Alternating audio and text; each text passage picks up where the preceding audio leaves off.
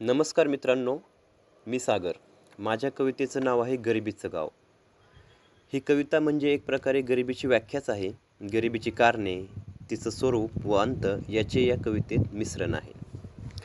गरिबीचे गाव. जिथे केवळ अभाव आणि अभाव, ज्याचा फाटका दुबळा पेहराव, तेच तर असतं गरिबीचं गाव, तेच तर असतं गरिबीचं गाव. कुपोषण रोगाचा जिथे कायम रहवास, दुबळे देह धडपडतात चालू ठेवण्या श्वास, धनधान्याला जिथे कायम अटकाव, तेच तर असतं गरिबीचं गाव, तेच तर असतं गरिबीचं गाव. जीवनाचा एक आणि एक ध्यास, मिळवायचे केवळ 2 घास, जगण्यासाठी अन्नासाठी जिथे धावाधाव, तेच तर असतं गरिबीचं गाव, तेच तर असतं गरिबीचं गाव.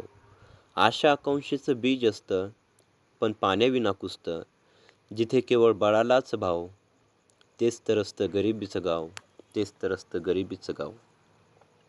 जिथेही वाहतो प्रेमाचा झरा, त्या पायी शरीरावरी निखारा, मेनापरी वितळते जीवन नाव, जिथे करमणुकीला मज्जाव, तेच तर असतं गरिबीचं गाव, तेच तर असतं गरिबीचं गाव.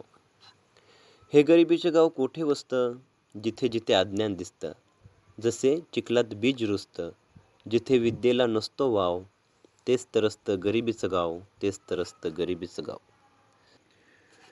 मित्रांनो, ही कविता आपल्याला आवडली असेल तर नक्कीच लाईक आणि शेअर करा. धन्यवाद.